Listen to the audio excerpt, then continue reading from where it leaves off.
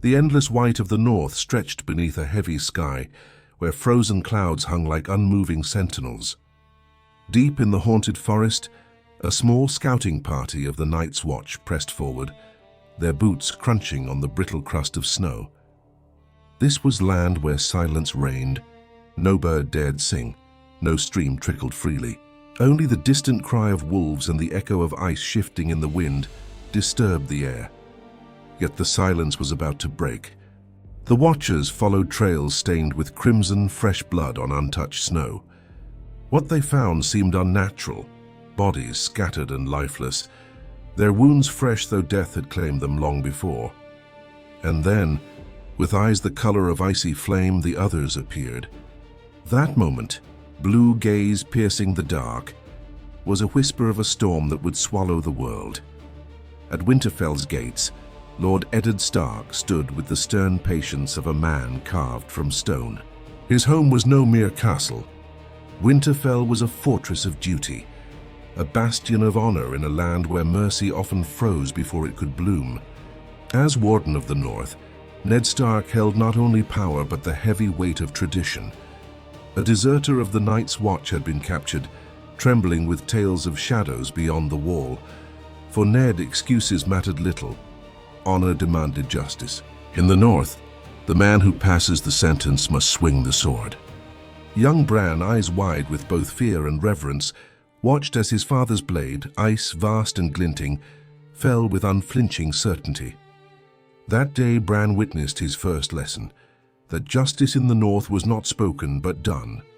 On their return, fate revealed itself in the snow.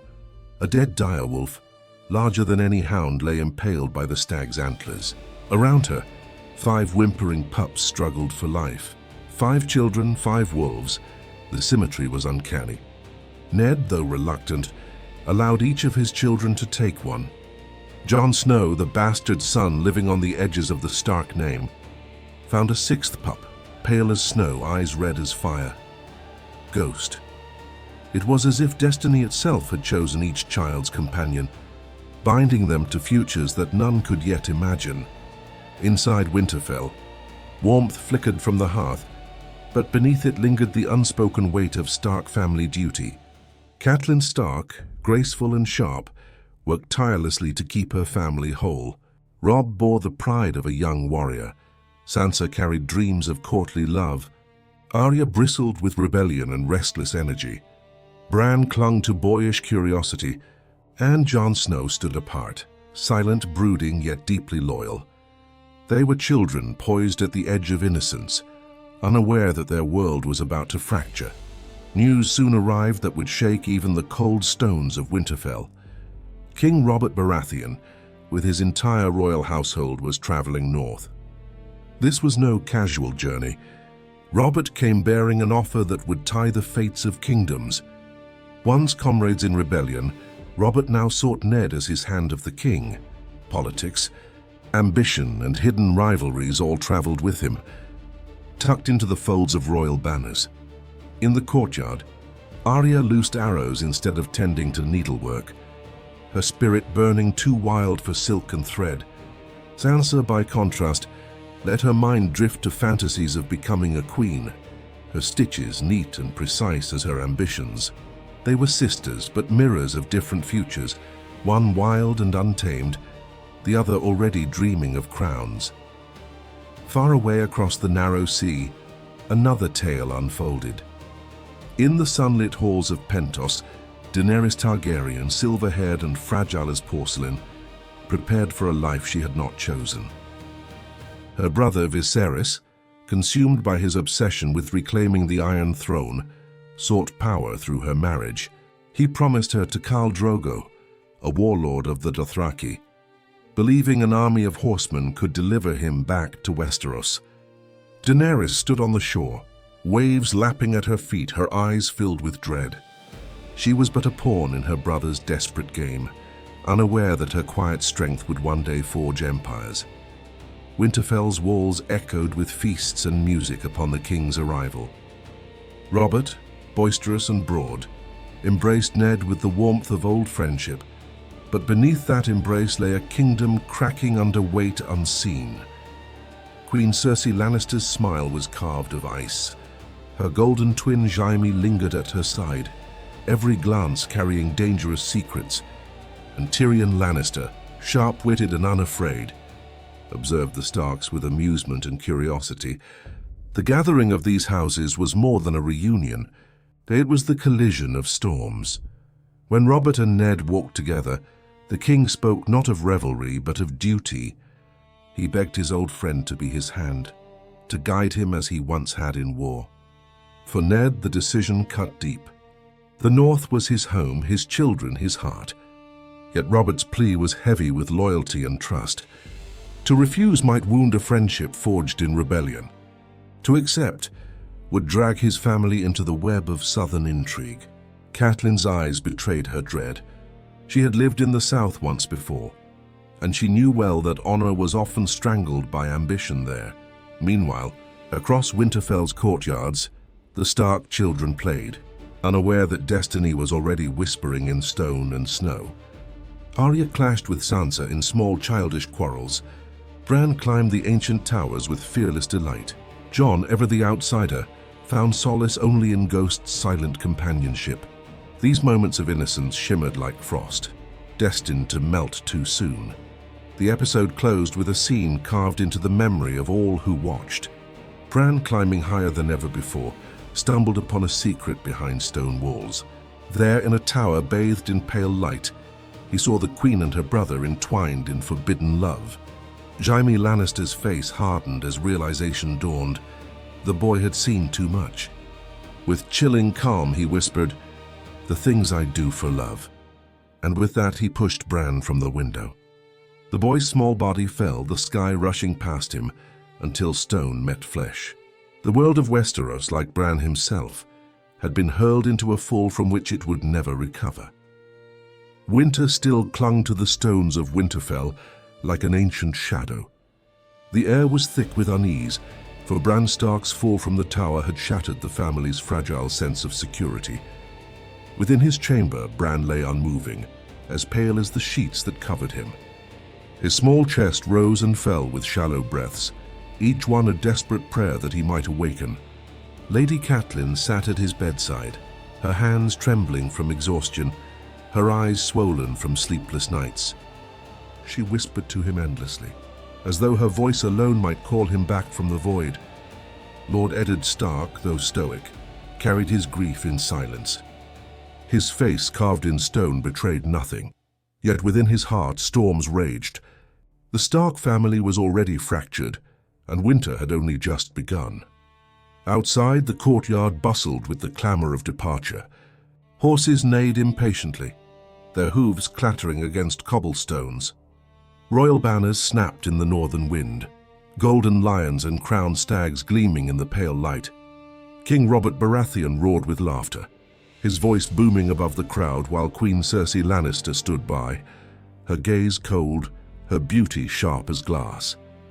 Jaime Lannister gleamed in polished armor, his golden hair catching every glimmer of light, while Tyrion, with a goblet of wine in hand, observed the chaos with wry amusement. Ned Stark had made his decision. He would accept Robert's offer and ride south to King's Landing as Hand of the King. It was a choice that carried weight heavier than steel, pulling his family into the intricate web of southern politics, deceit and ambition. Sansa and Arya would ride with him, wide-eyed children about to step into the heart of a kingdom that would consume them. Robb, Rickon and Bran, if the boy ever awoke, would remain in Winterfell with their mother. Sansa brimmed with excitement. To her, King's Landing was the very image of the song she adored, a place of gallant knights and glittering courts.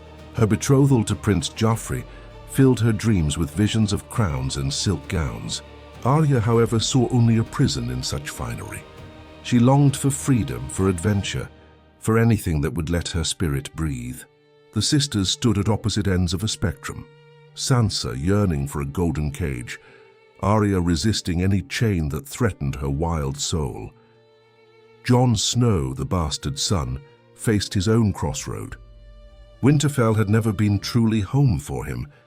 Catelyn's cold stares were knives sharper than steel, a constant reminder that he did not belong. His choice was made. He would join the Night's Watch and ride with his uncle Benjen Stark to the Wall. For Jon, it was a chance at honor, a place where bastardy mattered less than loyalty and strength. Yet the farewell cut deep. He embraced Arya, who clung to him with tears in her eyes. He gifted her a sword, slender, light, and fit for her small hands. She named it Needle, a symbol of defiance and freedom. For Sansa, Jon's parting words were softer, though unspoken bitterness lingered. But it was Catelyn's gaze, ice-cold and unyielding, that seared into him. No farewell came from her lips, only silent rejection. As the royal party departed, the towers of Winterfell faded into the distance. The King's Road stretched ahead, long and uncertain. Robert and Ned rode side by side, their conversation a tapestry of memory and regret. Robert spoke with longing of battles past, of victories won and pleasures taken. He was a man yearning for a past that no longer existed. Ned, in contrast, carried the present on his shoulders, the burden of duty and the fear of what lay ahead. Where Robert saw wine and women, Ned saw cracks forming in the realm. Between them lay the heavy truth. The Iron Throne was less a crown than a curse. Far across the narrow sea, another kind of union was unfolding. Daenerys Targaryen, silver-haired and fragile, stood amidst a sea of Dothraki warriors. Her brother Viserys watched with hungry eyes as his sister was wed to Khal Drogo. The wedding was a cacophony of drums, dances, and gifts, both strange and magnificent. Blood spilled in the name of celebration, life and death intertwined as part of custom. To Viserys, this was triumph. Through Daenerys, he saw armies, conquest, and a return to the throne stolen from him. To Daenerys, it was a gilded cage. Draped in finery, surrounded by strangers, she felt like a bird with clipped wings. Yet within her heart stirred something fragile but fierce, a spark that would one day ignite. As night fell, Daenerys entered her new life beside Drogo. He spoke little, his silence as formidable as his strength. Fear quivered through her. Yet there was also a quiet resilience forming. The girl who had been nothing more than her brother's pawn began unknowingly to step onto the path of becoming her own queen. Back on the King's Road, the children's innocence clashed with the arrogance of royalty. Arya's spirit collided with Prince Joffrey's cruelty, their quarrel foreshadowing storms to come. Sansa, caught between love-struck loyalty and family bonds, found herself torn. These small tensions were threads in a larger tapestry, weaving toward a future of betrayal and bloodshed. At Winterfell, Catelyn remained by Bran's side. Shadows seemed thicker in those halls now. Her intuition whispered that Bran's fall was no accident. Danger lurked closer than she dared imagine, hidden behind familiar faces and courteous smiles. Even Winterfell, stronghold of the North, could not shield her children from treachery. The episode closed on the echo of two journeys, the Starks riding into a southern world of deception, and the Targaryens stepping into the furnace of destiny in the east. And above them all, like a warning etched in the cold wind, the same words lingered: "Winter is coming." The long march down the King's Road had finally brought the royal party and the Stark family to the gates of King's Landing. The city rose before them like a living beast, its walls towering, its streets crowded, its air heavy with the smells of sweat, spice, and sewage. For the Stark children, raised in the quiet chill of Winterfell, it was a shock to the senses. Sansa's eyes sparkled with awe at the splendor of the capital, while Arya's lips twisted in disdain. For Lord Eddard Stark, the city was no marvel but a nest of serpents, and he knew he was walking straight into their coils. The Red Keep loomed above them, crimson stone gleaming in the sunlight. The sound of horses' hooves echoed in its courtyards as the royal party entered. King Robert dismounted heavily, his booming laughter rolling across the yard as he spoke of feasts and wine. Queen Cersei's eyes, cool and calculating, lingered on Ned. Jaime Lannister stood near her, resplendent in golden armor, arrogance in every gesture. And Tyrion, with a goblet of wine in hand, watched from the shadows, smirking at the unfolding theater.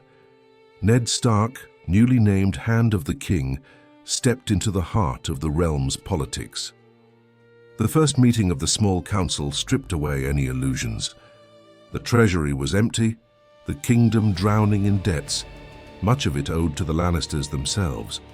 Robert's reckless spending on tournaments and pleasures had bled the realm dry. Ned, a man shaped by northern austerity and discipline, felt his stomach tighten as he listened. The crown was built on sand, and every wave of indulgence eroded its foundations further. Meanwhile, Tyrion Lannister revealed himself as far more than a wine-soaked fool. His conversations carried the sharpness of blades. When he spoke of the Night's Watch to Jon Snow, there was no romance in his words, only truth. "The wall isn't built of ice alone," he told him. "It's built of men society has discarded." He warned Jon that the Brotherhood was not a sanctuary of heroes, but a prison of thieves, rapists, and bastards. Jon would learn this truth soon enough. Far to the north, at Castle Black, Jon Snow confronted reality. He had dreamed of valor, of brotherhood, of a life of meaning. Instead, he found himself surrounded by criminals and cast-offs. His skill with a sword only bred resentment. His bastardy made him an outsider even among outcasts. Yet Lord Commander Mormont took notice of his potential, and when Jon met Samwell Tarly, a boy too soft for war and too frightened for survival, he found a companion who mirrored his own loneliness. Sam's honesty and vulnerability struck something deep within Jon, teaching him that courage is not the absence of fear, but the choice to stand despite it. Back in Winterfell, shadows lengthened. Lady Catelyn kept her vigil by Bran's bedside, refusing to leave his side. Night after night, she whispered to her unconscious son, refusing to abandon hope. But hope turned to terror when an assassin slipped into the chamber, blade in hand. The room filled with the sound of struggle, Catelyn fighting desperately with bare hands, the dagger flashing in the dim light. Salvation came not from her, but from the direwolf lying at Bran's feet. The beast lunged, teeth ripping into the attacker, saving the boy's life. Blood soaked the chamber floor. For Catelyn, the truth was undeniable now. Bran's fall was no accident. A conspiracy reached even into Winterfell, and the Stark family was already under attack. She swore then to uncover the truth no matter the cost. In King's Landing, the Stark daughters grew more divided by the day. Arya began her training with Syrio Forel, the Braavosi swordmaster. His lessons were unlike anything she had known. He moved like water, teaching her that a sword was not brute steel but a dancer's partner. "The sword is not a toy," he told her. "It is the extension of your soul." Arya, fierce and eager, absorbed every word. For the first time, she felt the possibility of shaping her own destiny. Sansa, however, drifted deeper into the illusions of courtly life. She admired Joffrey with blind devotion, clinging to her dreams of becoming queen, ignoring the venom that already dripped from his smile. Two sisters, bound by blood, were now walking roads that would take them worlds apart. Ned Stark's burdens grew heavier with each passing hour. He sat beside Robert, listening to his friend boast of battles past and lustful conquests. Robert longed for the days of rebellion, for the glory of war, unable or unwilling to face the rot spreading through his kingdom. Ned's heart ached for the north, where honor still held meaning, but his duty kept him shackled to a throne drowning in intrigue. He began quietly investigating the death of Jon Arryn, the former Hand. The whispers suggested poison, secrets, and plots that pointed toward the Lannisters. When Catelyn arrived in the capital in secret, carrying the dagger from Bran's attacker, the pieces of the puzzle grew darker. The wolf and the lion were already at war, though the battle had yet to be declared. In the shadows of the Red Keep, spies whispered, alliances shifted, and daggers were sharpened. Ned Stark's northern honor clashed with southern cunning, and he was already losing ground. For every honest word he spoke, a dozen lies coiled around him. Yet he pressed forward, seeking truth in a place where truth was poison. The episode closed with a haunting image. Ned stood before the Iron Throne, forged from the swords of vanquished enemies. Its jagged edges caught the torchlight, gleaming like the fangs of a beast. To sit upon it was to bleed. To rule from it was to die a little each day. Ned looked upon it not with awe, but with grim resolve. The city was a pit of vipers, and he was a wolf walking among them. The game had begun, and already winter was coming. The southern air of King's Landing pressed heavy on Lord Eddard Stark. The Red Keep, glittering in the sun, was no sanctuary but a den of whispers. As Hand of the King, Ned had entered the labyrinth of politics, and each step seemed to take him deeper into shadows. To the Northman's eyes, the capital was not a marvel but a rotting edifice, dressed in silks to hide its decay. During sessions of the small council, the truth of Robert's reign revealed itself more plainly.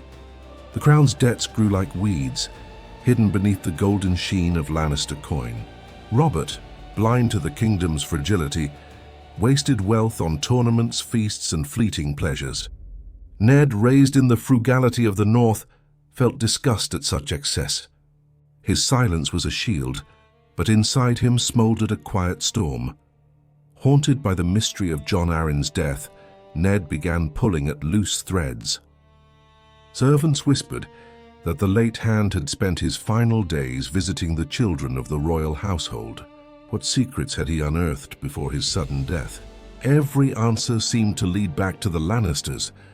The Red Keep was less a palace than a spider's web, and Ned was walking straight into its heart.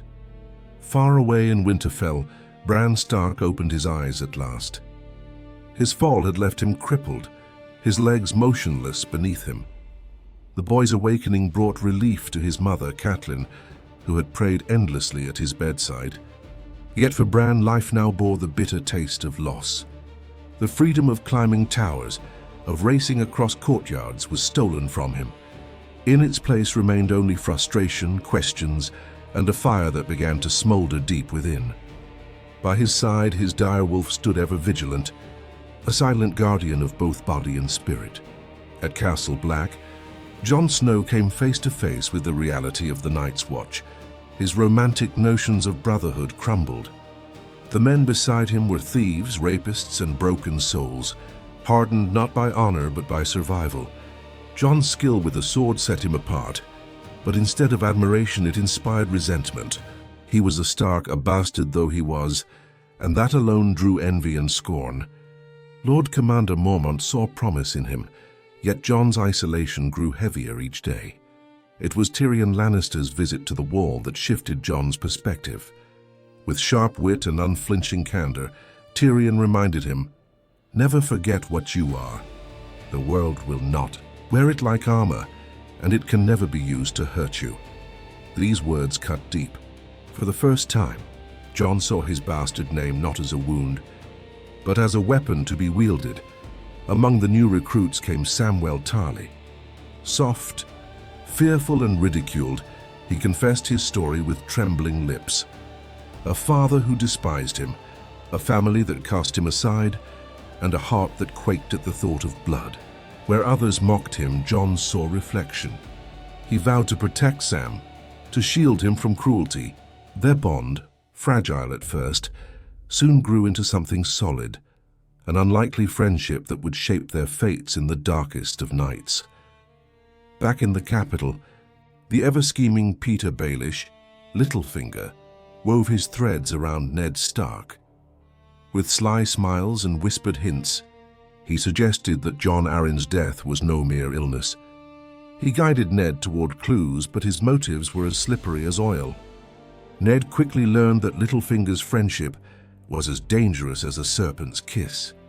In the Red Keep, even truth came poisoned. Across the narrow sea, Daenerys Targaryen began to shed the skin of a frightened girl. In the vast plains of the Dothraki, surrounded by warriors and fire, she found her voice. No longer a pawn of her brother's ambition, she began to command respect. Her bond with Khal Drogo deepened, not in words but in the quiet assertion of strength. Viserys, blinded by his hunger for a throne, seethed as he realized Daenerys was no longer his to control. When he raised his hand against her, she stood unflinching, her authority undeniable. For the first time, she declared herself more than a sister. More than a bride, she was Khaleesi, queen in her own right. Meanwhile, Arya Stark thrived under the tutelage of Syrio Forel. The Braavosi master moved with grace, his wooden blade an extension of his body. He taught Arya to see with more than her eyes, to feel each movement like a dance. Fear cuts deeper than swords, he told her, words that etched themselves into her heart. Arya, wild and unyielding, absorbed his lessons with joy, tasting freedom in each step of the water dance. Sansa, in stark contrast, sank further into the illusions of courtly life. Blinded by her infatuation with Prince Joffrey, she dreamed of crowns and castles, deaf to the venom behind his charming facade. Two sisters, once close, were now walking paths that diverged further with each passing day. The heart of this episode lay in the theme of brokenness. Bran, crippled yet alive, began to see the world from a new vantage. Jon, a bastard, began to wear his name as armor. Sam, ridiculed for his weakness, found courage in honesty. Daenerys, once silenced, rose in strength and defiance. Even Ned Stark, an honorable man in a city of liars, struggled to hold true to his values. Each of them bore scars, some visible, others hidden, but within those scars lay the seeds of greatness. As the episode drew to a close, Ned walked through the Red Keep's courtyards. The sun blazed high, yet in the air lingered a chill the breath of winter carried south. The whispers of treachery reached his ears in every hall. He was a wolf among vipers, and already the game was tightening around him.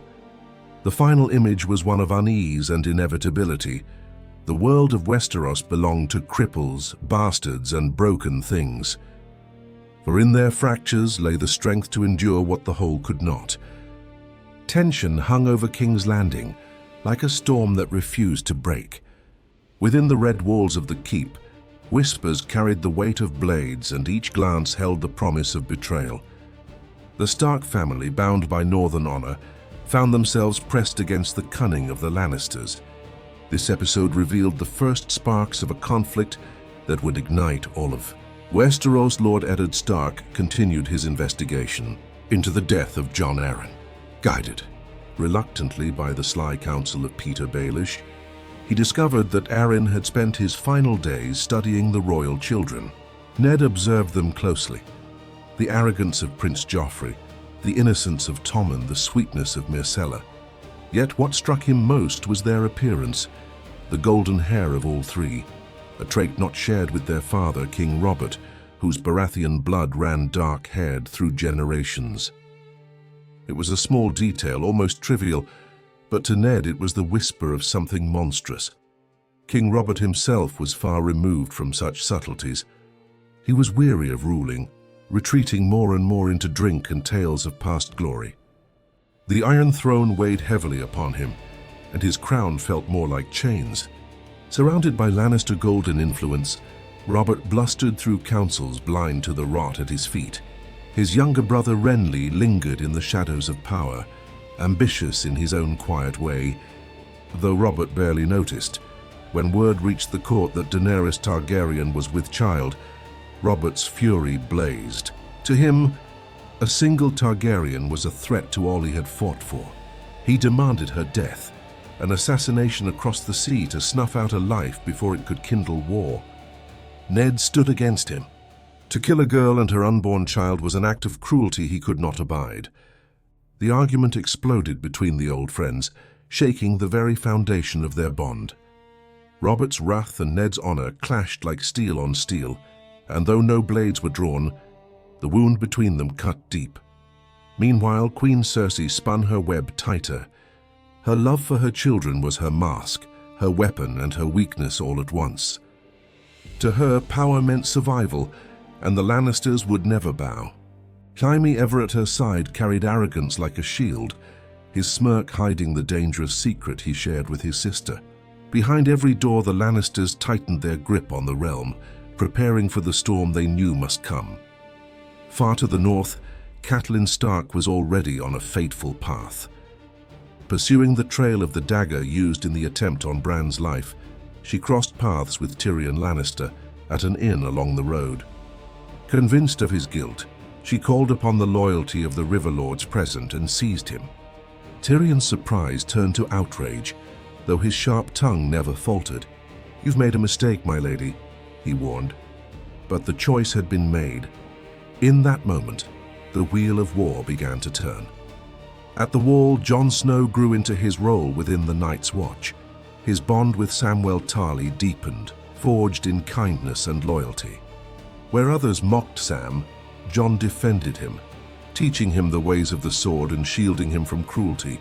In that brotherhood of thieves and broken men, Jon discovered the beginnings of true family. Yet beyond the Wall, whispers of darker forces began to stir, shadows that would one day dwarf all petty quarrels of lords and kings. Across the sea in Essos, Daenerys Targaryen found her strength blossoming. No longer the timid girl traded as a pawn, she began to command respect among the Dothraki. Her pregnancy only solidified her power. She spoke with confidence, declaring her unborn child a prince who would shake the world. Khal Drogo watched her transformation with pride, while Viserys, consumed with jealousy, raged at his fading control. When he raised his hand against her, Daenerys stood firm, her defiance undeniable. In that moment, the balance shifted forever. Viserys was no longer the last dragon. Daenerys had become Khaleesi in truth. Back in King's Landing, Arya Stark thrived under Syrio Forel. The Braavosi master's lessons were a revelation. He taught her to move with grace, to listen beyond sound, to see with her heart. "Fear cuts deeper than swords," he repeated, a mantra Arya absorbed with every strike of her wooden blade. For her, training was freedom. Sansa, however, drifted deeper into illusion. Infatuated with Joffrey and intoxicated by the grandeur of the court, she grew blind to danger, deaf to the warnings around her. The sisters, once close, now stood on diverging paths, one toward strength, the other toward submission. The heart of the episode burned brightest in the clash between Robert and Ned. The king raged for blood, Ned stood for mercy. This was no mere quarrel. It was the fracture of a friendship that had shaped a kingdom. Ned walked away from the council chamber with the weight of betrayal pressing on his shoulders, his honor intact, but his place at court more precarious than ever. The episode's final act centered on Catelyn's decision to seize Tyrion. In the dim corners of the inn, her call for justice echoed like thunder. Swords were drawn, loyalties declared, and the first blood of a coming war was promised. Word of her action would race across the land, and the fragile peace between wolf and lion would shatter. As the screen darkened, the feeling was unmistakable. The game had shifted. The wolves of the north and the lions of the west were set on a collision course, and Westeros would drown in the storm that followed. The air in King's Landing grew thicker with each passing day, heavy with suspicion and the weight of unfinished quarrels. The clash between the Starks and the Lannisters had begun to smolder into open fire, and every step within the Red Keep felt like walking through a hall of daggers. This episode, however, was not only about the brewing storm in the capital. Far across the sea, in the sweltering plains of Essos, a crown of molten gold was forged, a crown that would kill a king. Ned Stark lay wounded, recovering from the ambush brought upon him by Jaime Lannister and his men. Though battered in body, his mind remained sharp, consumed with thoughts of Jon Arryn's death and the trail of secrets it left behind. As he pieced together the puzzle, the detail of the children's golden hair haunted him. Baratheons bore black hair for centuries, yet Robert's children bore the golden locks of their mother's house. The realization, faint but growing, gnawed at his honor. Confined to his chambers, Ned wrestled with more than pain. Petyr Baelish, Littlefinger, hovered at his side, smiling, whispering, weaving half-truths and poisoned suggestions. To trust him was dangerous, yet to ignore him could be deadly. King's Landing itself seemed to close in on Ned, every wall echoing betrayal, every corner holding a shadow. Far in the north, Bran Stark stirred from his restless dreams. The boy who could no longer walk now dreamt of a three-eyed raven that beckoned him toward some deeper truth. Robb Stark began to shoulder responsibilities in his father's absence, ruling Winterfell with a gravity far beyond his years. The Pack was learning to stand on its own, but war's shadow already stretched over their walls. At Castle Black, Jon Snow settled into his brotherhood. His bond with Samwell Tarly deepened. He became protector as much as friend, shielding the soft-hearted boy from cruelty. Jon's own isolation found relief in this companionship. Yet beyond the wall, rumors spread of darker things stirring. Dead men who would not stay dead, and creatures with blue eyes moving in the night. Though Jon did not yet understand, he sensed that the true war was not in the halls of kings, but in the frozen lands of the far north, across the narrow sea. Daenerys Targaryen's transformation became undeniable. Once timid, her voice now carried authority. Among the Dothraki, she was no longer a foreign girl, but Khaleesi, a queen in her own right. Her pregnancy was seen as a prophecy, the promise of a stallion who would mount the world. The respect of her people grew, and even Khal Drogo, silent and fearsome, began to look upon her not as a gift, but as an equal. Viserys, however, remained trapped in his illusions. He still believed himself the rightful king of Westeros, blind to how little respect he commanded. Jealous of his sister's rising strength, he seethed as the Dothraki bent knee to her. His envy became desperation. The episode reached its cruel climax in the great tent of Khal Drogo. Viserys, sword in hand, stormed in, demanding the crown promised to him. He raged, insulting his sister, threatening her unborn child, blind to the danger of his words. The Dothraki stood silent, waiting, as Drogo's eyes burned with cold resolve. "You shall have your crown," Drogo declared. A pot of gold was placed over fire, molten metal hissing as it boiled. In silence, Drogo lifted the vessel and poured its contents over Viserys' head. The gold seared his flesh, hardening into a grotesque crown. His screams filled the tent, then stopped, leaving only the smell of death in the air. Daenerys watched without flinching. She shed no tears, her face calm as she spoke the words that sealed her transformation. He was no dragon. Fire cannot kill a dragon. In that moment, Viserys' reign of cruelty and delusion ended, and Daenerys emerged fully as the true heir of her house. Meanwhile, back in the capital, the Stark-Lannister feud deepened. With Robert away on a hunt, Cersei wielded influence unchecked. Ned, attempting to exercise the authority of the king's hand, found himself increasingly isolated. The Lannisters' grip tightened, and the lines between loyalty and treachery blurred. The council chambers echoed with lies, while the streets of the city whispered of blood. The fragile peace that had endured so long was beginning to unravel. The wolf and the lion circled closer to battle, their growls reverberating through every corridor of the Red Keep. This chapter in the saga carried a clear message. Power demanded payment, often in blood. Viserys craved a crown and was consumed by it. Daenerys embraced her destiny and grew stronger. Ned clung to honor in a place where honor was weakness, while Jon slowly learned the harsh truths of the Wall. Each character carried scars, visible or hidden, but each was shaped by the choices they made. The final image lingered long after the screen faded. Viserys' lifeless body crumpled on the ground, his golden crown fused to his skull. Around him, the Dothraki bowed to Daenerys. For the first time, she stood not as sister, not as bride, but as Khaleesi, mother of dragons in waiting. And in the west, the wolves and lions moved closer toward war, their clash inevitable. The capital simmered under the weight of secrets and the scent of blood. The Red Keep had never felt more dangerous.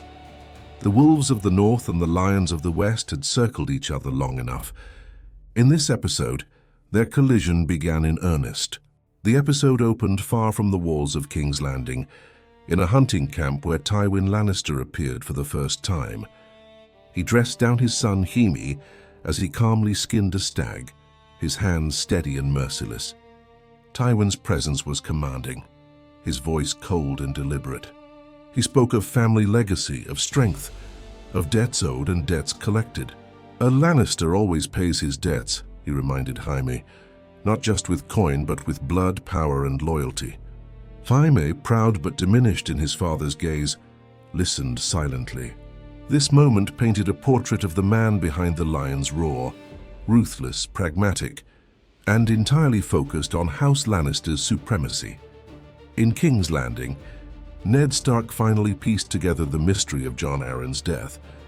The late Hand's Book of Lineages revealed the truth plainly. Every true-born Baratheon carried black hair, from Storm's End to King Robert's countless bastards. Yet Joffrey, Tommen and Myrcella all bore the golden hair of the Lannisters. The truth was undeniable. Robert's heirs were not his own, but the children of Cersei and Jaime. Armed with this revelation, Ned confronted the Queen. In the gardens of the Red Keep, he told her the truth and urged her to flee before Robert returned. Cersei, however, showed no fear. Her words were venom wrapped in silk. When you play the Game of Thrones, you win or you die. There is no middle ground. The line cut through the air like steel. Ned realized too late that his honor had led him into a pit where honor meant nothing. Meanwhile, Robert Baratheon met his fate on a hunting trip. In a drunken haze, he was gored by a wild boar. Carried back to the castle, bloodied and broken, the once mighty warrior lay upon his deathbed. His booming laughter and reckless bravado were gone, replaced by regret. Summoning Ned, he entrusted him with the realm, naming him protector of the realm until Joffrey came of age. Yet Ned, bound by honor, altered the words in the letter, writing instead, the rightful heir. In doing so, he set the stage for the storm to come. Robert's death was not just the end of a king, it was the unraveling of a fragile peace that had held Westeros together since the rebellion. Petter, Baelish wove his web tighter around Ned. He promised loyalty, whispered schemes, and assured Ned that with the City Watch at his back, he could secure the throne for Robert's true heir, Stannis Baratheon. But Littlefinger's smile was a dagger hidden in plain sight. He warned Ned, almost mockingly, that honor was no shield in the Game of Thrones. Ned, steadfast in his northern ways, refused to bend. He believed that truth and law would hold weight in the capital. But in King's Landing, truth was fragile and law was malleable. His faith in honor blinded him to the betrayal tightening around his throat. Far in the frozen north, Jon Snow's life took a new turn. At Castle Black, he and his brothers swore their oaths before the weirwood tree, binding themselves to the Night's Watch for life. Jon felt pride and sorrow in equal measure. He had left behind family and dreams of lordship, but in exchange he found brotherhood. Yet even in that moment of solemnity, shadows crept. Benjen Stark had gone missing beyond the wall, and whispers of strange creatures in the snow grew louder. Jon and Samwell Tarly began to sense that their oaths bound them not to glory, but to the first line of defense against an ancient and rising threat. Across the sea, Daenerys Targaryen's rise accelerated. No longer the pawn of her brother, she stood fully as Khaleesi. Her pregnancy symbolized hope for the Dothraki, a child foretold to be the stallion who would mount the world. Daenerys embraced her role with newfound strength, commanding respect not through fear, but through resolve. When an assassin attempted to poison her under the guise of a gift of wine, her survival transformed Drogo's indifference into fury. The Khal, who had once dismissed Westeros as a land across cursed waters, now vowed to cross the narrow sea. He promised to place his unborn son upon the Iron Throne, burning and destroying all who stood in his way. With that vow, Daenerys' dream of return began to take shape, not as a fantasy, but as a destiny forged in blood. Back in King's Landing, the storm broke. Robert lay dead, and the Iron Throne stood naked in its peril. Ned attempted to act with honor, producing Robert's will and calling upon the City Watch to secure the succession. But Cersei, with cold defiance, tore the will in half and proclaimed Joffrey king. Ned looked to Peter Baelish, expecting the loyalty he had been promised. Instead, Baelish's smirk sealed his doom. "I did warn you not to trust me," he said as the gold cloaks turned their blades against the Stark men. The courtyard erupted into chaos. Stark guards fell one by one and Ned was seized. His honor had led him to chains. His trust had led him to betrayal.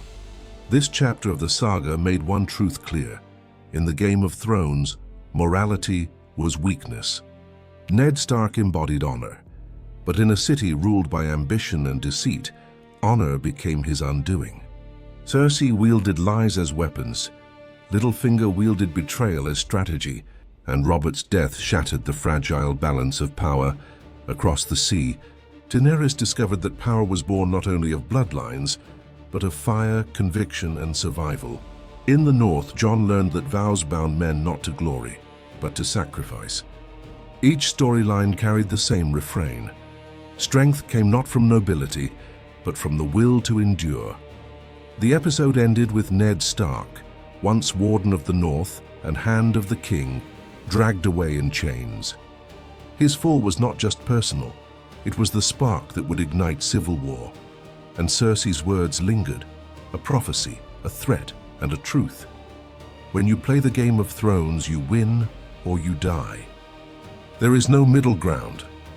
The capital was in chaos. With Ned Stark imprisoned and the Lannisters in control, King's Landing became a nest of vipers. In this episode, the aftershocks of betrayal rippled across Westeros and beyond, igniting war, awakening ancient terrors, and setting destinies in motion. The episode began with the massacre that followed Ned's arrest. Gold cloaks slaughtered Stark men in the corridors of the Red Keep, their screams echoing off the stone. Cersei, triumphant, declared Joffrey king and consolidated her grip on power. Ned, bound in chains, was dragged to the dungeons, the weight of his honor now his only shield. Sansa clung to illusions, convinced that Joffrey still loved her. She begged for mercy, ready to kneel if it meant saving her father. Arya, on the other hand, faced immediate peril. Lannister soldiers came for her, but Syrio Forel stood between them, wielding nothing but a wooden sword.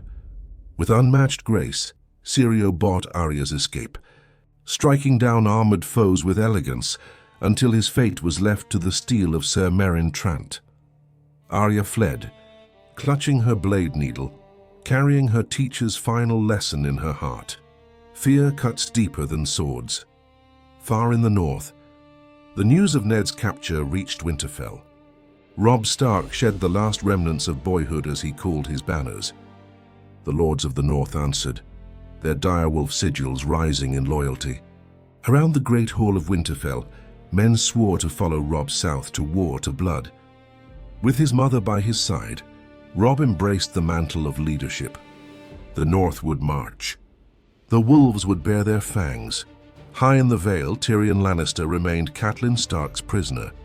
Surrounded by the unstable whims of Lysa Arryn, he turned once more to his greatest weapon, his wit. When threatened with trial, Tyrion demanded trial by combat. The hall buzzed with disbelief. Who would fight for a dwarf? From the crowd stepped Bronn, a sellsword with quick eyes and quicker reflexes. The duel was swift and brutal.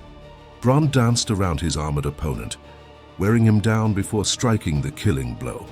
Blood stained the airy stones as Tyrion's smirk returned. By law he was free. By fate he was more dangerous than ever. His release would shift the balance of the coming war. At Castle Black, Jon Snow's life changed forever. The Wall, once a place of exile, became the first battlefield of a greater war.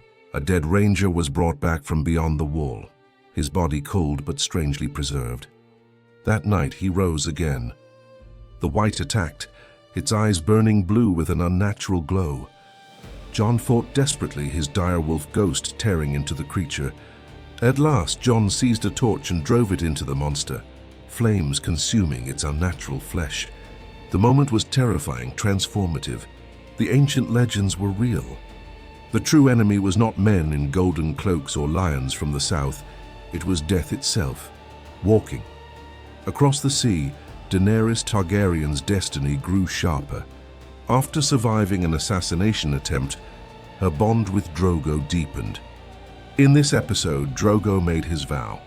Standing before his khalasar, he swore to cross the narrow sea, to burn cities, to topple kings, to give their unborn son the Iron Throne.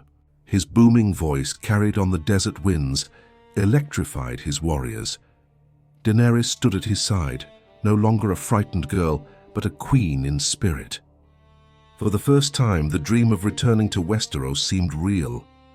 The dragon's shadow stretched over the Seven Kingdoms, and its wings belonged to her. Beneath the Red Keep, Ned Stark sat in darkness, his body broken, his honor intact. He reflected on the choices that had led him there.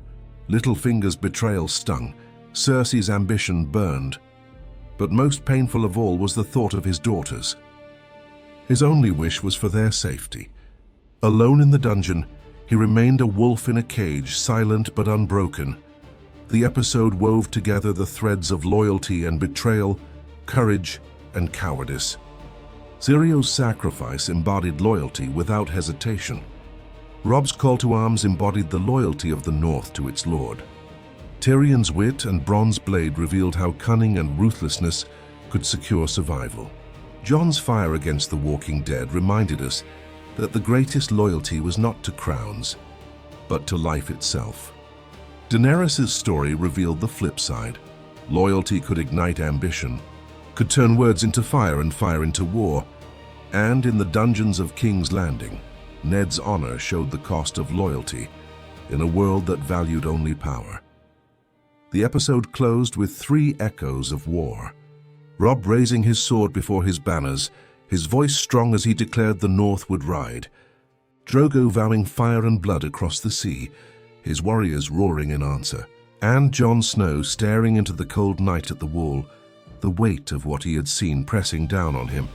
3 stories, 3 destinies, all converging on the same truth. Westeros had entered a storm.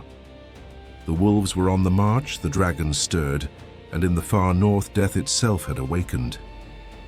The 9 hells of Westeros seemed to converge in this single chapter. Betrayal, loyalty, and blood clashed across the 7 kingdoms, and the story reached a moment that would forever alter its course. Baelor was not simply an episode, it was a breaking point, where honor was crushed beneath the weight of power. In the dark cells beneath the Red Keep, Eddard Stark wrestled with the consequences of his choices. Once Warden of the North, now a prisoner, he had traded the safety of his men for honor, and honor for chains. Varys, soft-footed and silk-tongued, visited him in the night. He urged Ned to confess, to forsake his pride for the sake of his daughters. "What is honor compared to a daughter's life?" Varys asked. Ned, torn, knew the truth of it. To confess would be to stain his name, but to refuse would condemn his blood. The father within him began to outweigh the lord. Far from the capital, the North had risen. Robb Stark, young yet resolute, called his banners and marched south at the head of 20,000 men. At River Run, he made his first great gambit. Through cunning and courage, he divided his forces, luring Jaime Lannister into battle. In the clash that followed, the Kingslayer was captured, Robb's first true victory and a blow that sent shockwaves through the realm. In that moment, Robb was no longer simply a boy playing at war. He became the young wolf, a commander whose howl echoed across Westeros. His bannermen whispered titles fit for kings, though the crown was still far away. With the Lannister host, Tyrion Lannister carved his own unlikely path. Surrounded by the savage hill tribes of the Vale, whom he had bound to his service with promises of gold and steel, Tyrion found himself leading men who would gladly kill him, if not for his clever tongue. On the eve of battle, his sardonic humor masked fear. When war began, chaos reigned, and Tyrion's small stature belied a sharp survival instinct. Though he was no knight, his wit and pragmatism ensured his survival and deepened the complexity of his role in the conflict to come. Beyond the political games of the South, the war whispered of older, darker threats. Jon Snow, now sworn to the Night's Watch, felt the weight of his vows settle upon his shoulders. His uncle Benjen remained missing, and unease haunted the Black brothers. Then came the gift from Lord Commander Mormont, Longclaw, a Valyrian steel sword. The blade was more than a weapon. It was a symbol, marking Jon as chosen for a destiny greater than mere exile. But Jon also learned that the true danger was not wildlings or politics. The dead did not rest beyond the wall. When a corpse rose in the night and attacked, Jon fought desperately, killing it only with fire. Terror gripped him as he realized the legends of old. The others, the White Walkers, the dead who walk, were no myth. The realm quarreled over crowns while death itself prepared to march. Across the narrow sea, Daenerys Targaryen's story bent under the weight of tragedy. Khal Drogo, once invincible, had been wounded. The cut festered, poisoned by neglect, and the great Khal faltered. The stallion who was to mount the world weakened before her eyes. Daenerys, desperate, turned to Mirri Maz Dur, the healer she had spared. Mirri's magic was dark, her rituals soaked in blood. Against the cries of the Khalasar, Daenerys chose to gamble everything. As the ritual began, horses screamed, shadows twisted, and fear spread through the Dothraki. Daenerys collapsed, her body racked with pain, her fate tied to blood and fire. When she awoke, nothing would ever be the same. The episode reached its heart at King's Landing before the great sept of Baelor. Crowds filled the square, eager to see justice, though justice was far from what awaited. Ned Stark, broken and bound, was dragged forth. His daughters were there, one in chains of love, the other hidden in the crowd. Sansa wept openly, pleading for mercy. Arya held back, watched with wide, desperate eyes. Ned, having made his choice, confessed. "I am a traitor," he declared, the lie tasting like ash. He spoke not for truth, but for his children. The crowd murmured, stirred by the sight of a great lord brought low. Cersei expected mercy. Varys expected compromise. Even the council believed Joffrey would relent. But the boy king, drunk on cruelty and power, spoke with chilling clarity. "Sir Ilyn, bring me his head." The square erupted in horror. Sansa screamed, Arya struggled, the crowd roared. Ned Stark, once the proud wolf of Winterfell, bent his neck. The sword fell. Silence thundered. The themes of the episode cut deeper than swords. Honor was shown as fragile in a world of power. Ned's honor had brought him to chains. His love for his daughters led him to confess. His confession led him to death. For Robb, loyalty united the North. For Tyrion, wit preserved his life. For Jon, fire proved the only shield against the darkness. For Daenerys, sacrifice tethered her fate to fire and blood. Each thread revealed a truth. The Game of Thrones was merciless. To play was to risk all. To lose was to die. The last vision was of Arya, pulled away from the crowd as the sword fell, unable to watch but forced to hear. Her father's death marked her rebirth into something harder. The wolf had fallen, but his cubs remained, and with them the storm to come. The episode ended not with triumph, but with shock. The man the story had seemed to crown as its hero lay headless. The rules of Westeros were rewritten. No one was safe, no fate secure. The shock of Eddard Stark's execution had not yet faded when the realm erupted into fire, grief, and vengeance. The finale of the first season carried its name well: Fire and Blood. It was a chapter of endings and beginnings, of shattered families and reborn legends. In King's Landing, Sansa Stark's world turned to horror. Her father's head was placed on a spike above the Red Keep, his lifeless eyes staring over the city. Joffrey, now king, took cruel delight in forcing her to look upon it. "You must learn to love it," he said with sadistic calm. Sansa's tears fell silently, and with them the last remnants of her innocence. Her dreams of courtly romance burned away, replaced by a seed of vengeance that would one day grow strong.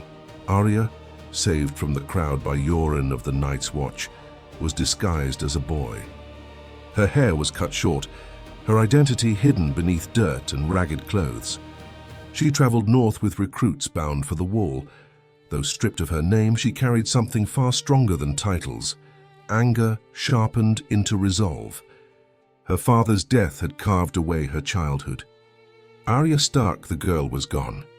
What remained was Arya of the Sword, the wolf cub forged in grief. Far from the capital, Robb Stark heard of his father's death. Rage swept through the camp. His bannermen, united by grief and honor, raised their swords and voices. "The king in the north!" they shouted. For the first time in centuries, the North declared independence. Robb, though only a boy of 19, was crowned with oaths of loyalty. He had won his first great victory by capturing Jaime Lannister, and now he bore the mantle of a king.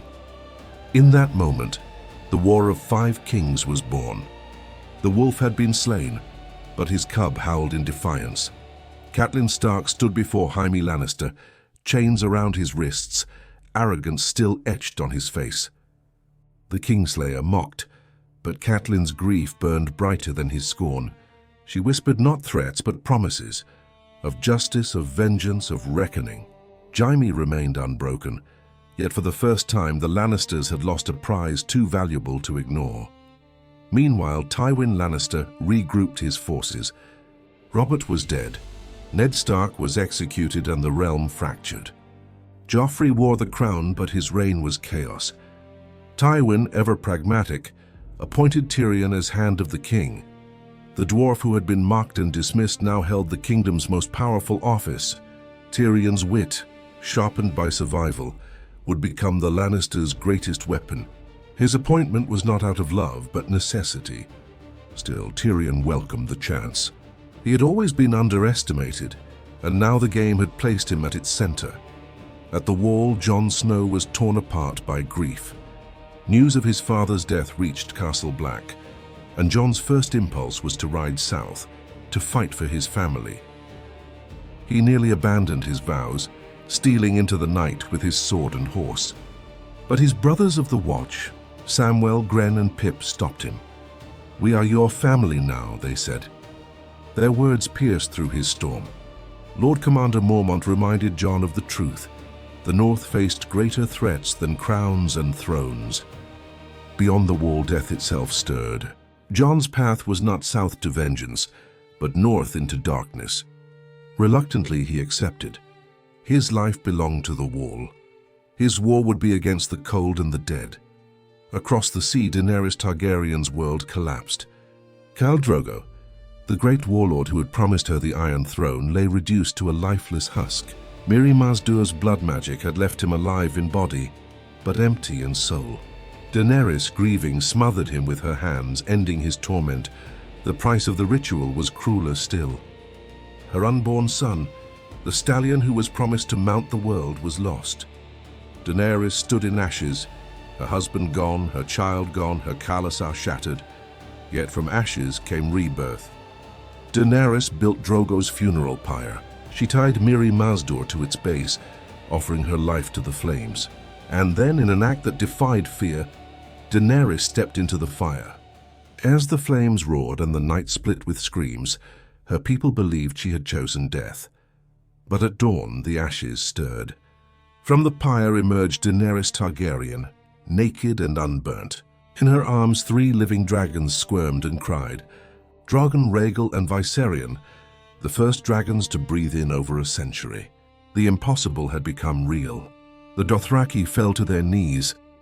They bowed not to a widow, but to a queen reborn in fire and blood. Daenerys, with her dragons, no longer begged for a throne. She was the embodiment of her house's words, fire and blood.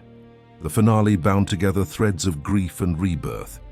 Sansa and Arya, torn apart, found their paths through terror and disguise. Robb, a boy, became a king. Jon, tempted by vengeance, chose duty. Tyrion, dismissed by all, became Hand of the King. And Daenerys, who had lost everything, birthed a legend that would terrify and inspire the world. The message was clear. From the ashes of tragedy, power rose anew. Fire destroyed, but it also gave life. Blood was spilled, but it also bound destiny. The last vision of the season was Daenerys standing tall among the ashes, her newborn dragons clinging to her. Their cries pierced the dawn, not as lament, but as heralds of change. The wolves of the north howled for vengeance. The lions of the west sharpened their claws. The wall braced for darkness. And in the east the dragons awoke. The Game of Thrones had truly begun,